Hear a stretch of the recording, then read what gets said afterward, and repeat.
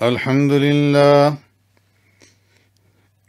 لله وكفى والصلاة والسلام على عباده الذين اصطفى أما بعد. عن نبي أمامة رضي الله تعالى عنه عن النبي صلى الله عليه وسلم قال: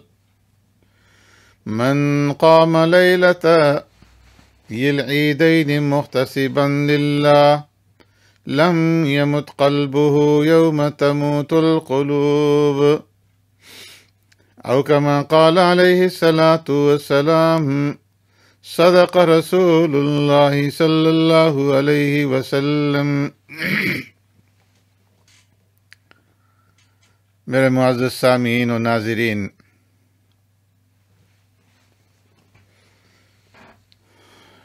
عشرہ ذی الحجہ کی آخری اور 10ویں رات، جو کہ 9 ذی الحجہ کو سورج غروب ہونے سے لے کر کے عید الاضحیٰ کے دن کی صبح صادق تک ہوتی ہے، یہ عید الاضحیٰ کی رات کہلاتی ہے. اور عید الاضحیٰ اور عید الفطر کی راتوں کے اندر عبادت کرنے کی بھی احادیث کے اندر بہت بڑی فضیلت بیان کی گئی ہے. چنانچہ حضرت ابو امامہ رضی اللہ تعالیٰ عنہ فرماتے ہیں کہ آقا نامدار سرور کائنات رحمت دو عالم صلی اللہ علیہ وسلم نے ارشاد فرمایا: من قام لیلتي العیدین محتسبا للہ، کہ جس شخص نے عیدین یعنی عید الفطر اور عید الاضحیٰ کی راتوں میں اللہ تبارک و تعالیٰ کی رضا، اس کی خوشنودی اور ثواب کے حصول کی خاطر عبادت کی، رات کو قیام کیا، تو فرمایا کہ لم یمت قلبہ یوم تموت القلوب، تو اس کا دل اس دن مردہ نہیں ہوگا جس دن لوگوں کے دل مردہ ہو جائیں گے. یہاں قیام سے مراد نفلی عبادت ہے کہ رات کو اللہ کی بارگاہ میں کھڑے ہو کر کے نفلی عبادت کرے،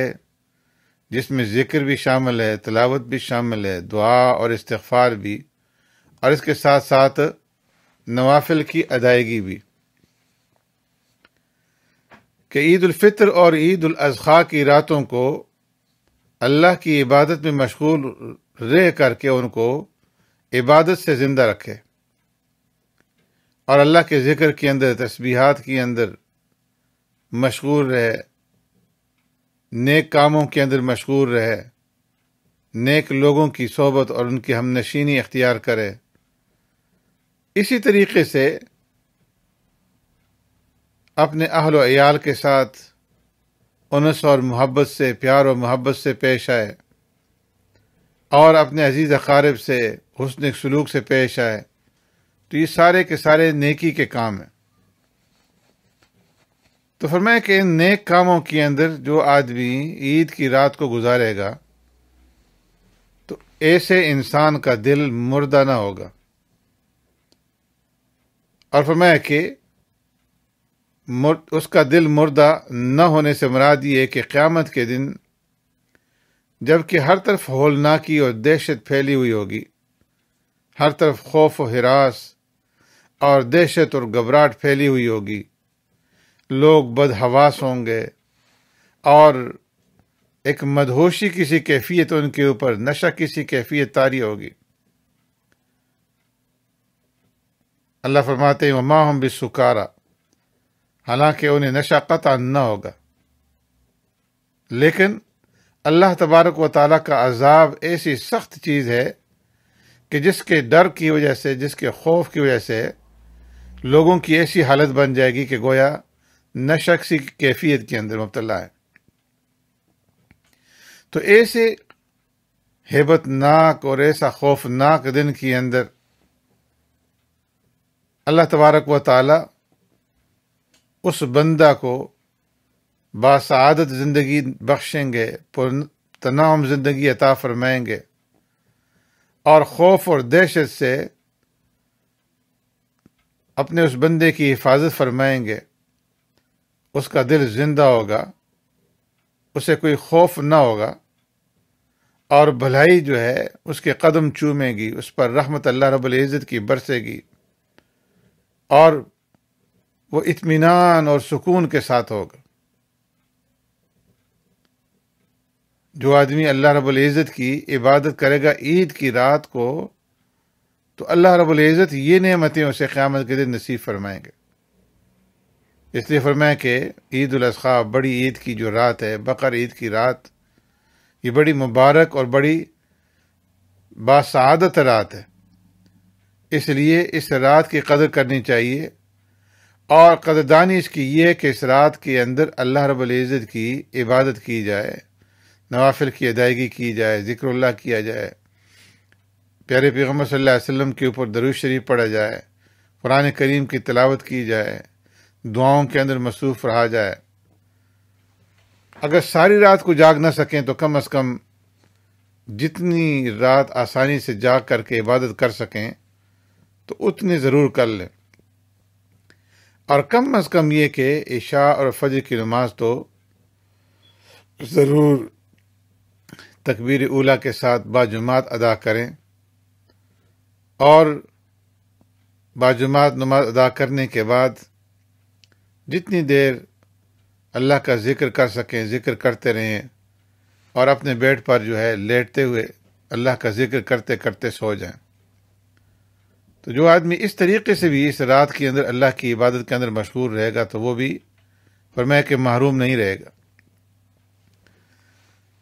ایک حدیث کے اندر حضرت معاذ بن جبل رضی اللہ تعالیٰ عنہ پیارے پیغمبر صلی اللہ علیہ وسلم سے روایت فرماتے ہیں، قال رسول اللہ صلی اللہ علیہ وسلم من احیا اللیالی الخمس وجبت له الجنہ،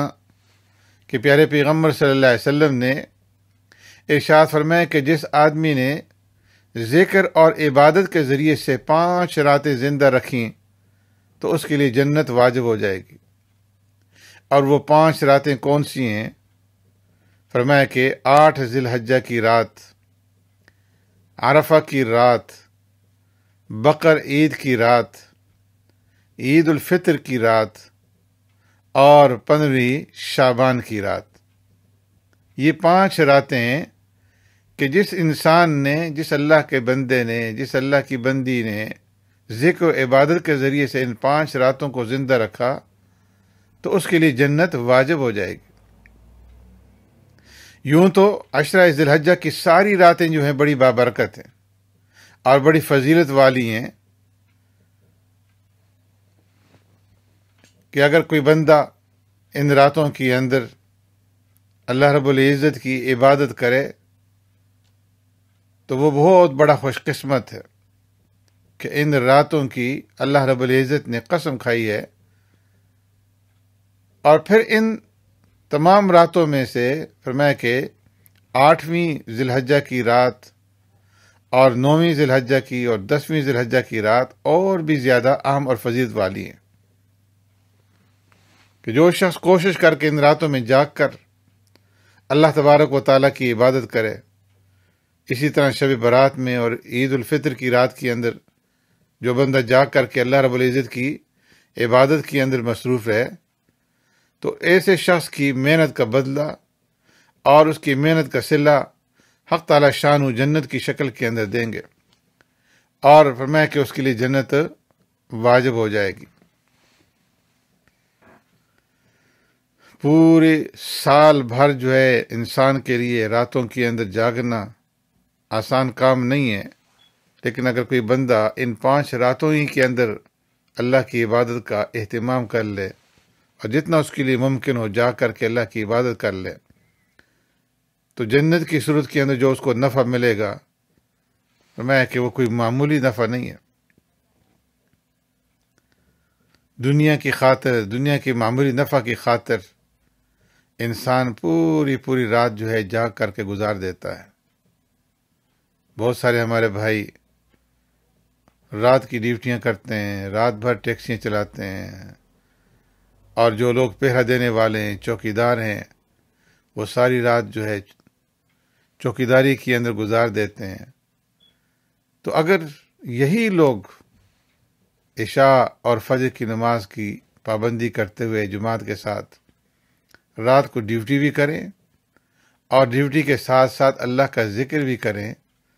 تو ان کی یہ راتیں قیمتی بن جائیں گی۔ سواری اٹھائی ہوئی ہے لیکن زبان کے اوپر اللہ کا ذکر جاری ہے، قرآن کی تلاوت جاری ہے، پیارے پیغمبر صلی اللہ علیہ وسلم کے اوپر درود شریف بھیج رہے ہیں، تو ان کی یہ راتیں کس قدر قیمتی بن جائیں گی۔ لیکن ہماری بدقسمتی یہ ہے کہ ہم ان راتوں کو غفلت کے اندر گزار دیتے ہیں، اور خاص طور پر جو عید کی رات ہوتی ہے اس رات کے اندر بہت ساری لغویات اور فضول کاموں کے اندر، فضول چیزوں کے اندر ہماری رات جو ہے وہ گزر جاتی ہے۔ بعض لوگ عید کی اس رات کو مختلف کھیلوں کے اندر گزار دیتے ہیں اور مختلف قسم کے کھیل جو ہے شطرنج وغیرہ ان کے اندر مشغول ہو جاتے ہیں، اور بعض لوگ ٹی وی کے پروگرام دیکھنے کے اندر مصروف ہو جاتے ہیں، ڈرامے دیکھتے ہیں، اور رات بھر جو ہے ان کی اس کے اندر گزر جاتی ہے۔ اور بعض لوگ جو ہے خریداری کے لیے بازاروں کا رخ کرتے ہیں، بعض لوگ اپنی چمک دمک اور اپنی سجاوٹ کے اندر مصروف ہو جاتے ہیں، اس کے اندر جو ہے وہ رات گزر جاتی ہے، اور اس کے اندر پھر جو ہے غیبت بھی ہوتی ہے، بعض جو ہے گالم گلوچ بھی کرتے ہیں، بعض لڑائی جھگڑے کرتے ہیں۔ تو ان لغویات کے اندر جو ہے ان کی رات گزر جاتی ہے، اور بعض لوگ جو ہے بازاروں کا رخ کر کے، ہوٹلوں کا رخ کر کے ٹھنڈے اور گرم مشروبات سے لطف اندوز ہوتے ہیں، اور گھنٹوں بیٹھ کر کے فضول جو ہے بحث و مباحثے کے اندر اور فضول بات چیت کے اندر وہ اپنا وقت ضائع کر دیتے ہیں۔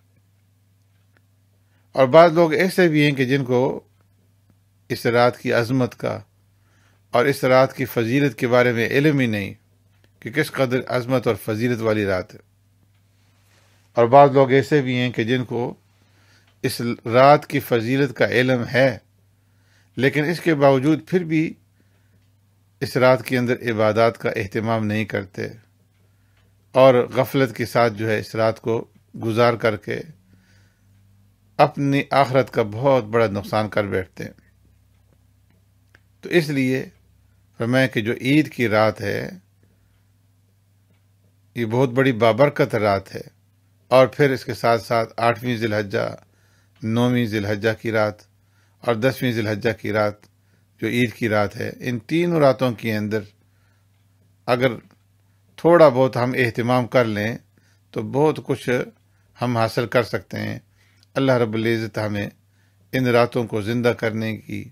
اور ان راتوں کے اندر اپنے رب سے کی طرف رجوع کرنے کی، اپنے رب سے توبہ اور استغفار کرنے کی، اپنے رب سے مانگنے کی، اپنے رب کو اپنے دکھڑے سنانے کی، اور اپنے رب کے سامنے رونے دھونے کی توفیق نصیب فرمائے۔